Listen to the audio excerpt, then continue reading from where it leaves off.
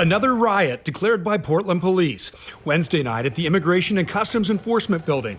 Officers used tear gas after they say rioters threw rocks, cans, and even a hammer at them. No doubt investigators will be looking back over videos taken by bystanders, protesters, and journalists alike. That's part of how they are figuring out who did what. Take, for instance, the case of the pickup truck driver who crashed in downtown Portland Sunday night and then was beaten in the street. Although it's not clear this was protest connected, it is clear the assault was well documented by people who were there. Police were able to identify a suspect, 25-year-old Marquise Love. They say he's the one who kicked the victim in the head. And federal investigators relied heavily on live streamers' videos to arrest 24-year-old Dakota Ray Horton this week for allegedly assaulting a federal officer with a baseball bat.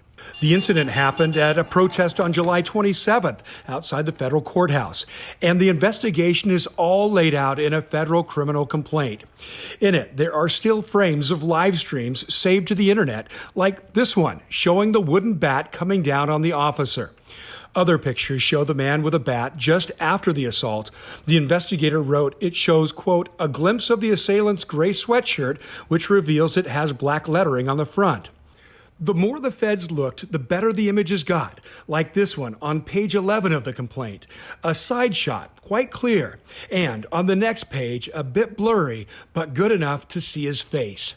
All this led to a sighting by federal officers on Monday of a male individual in the Rock Creek area wearing the exact same clothing as worn by the assailant on July 27th. The feds say that assailant is Horton, seen here in handcuffs, smoking a cigarette after his arrest.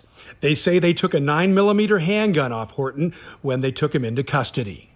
And this, first posted to Instagram by Antidote 503, shows another case where Portland police have now made an arrest. Police say 27-year-old Skylar Jernigan shot toward a crowd of left-wing demonstrators who had mixed it up with a right-wing group. Jernigan, who is widely known to attend right-wing demonstrations, also remains in jail. Tim Gordon, KGW News.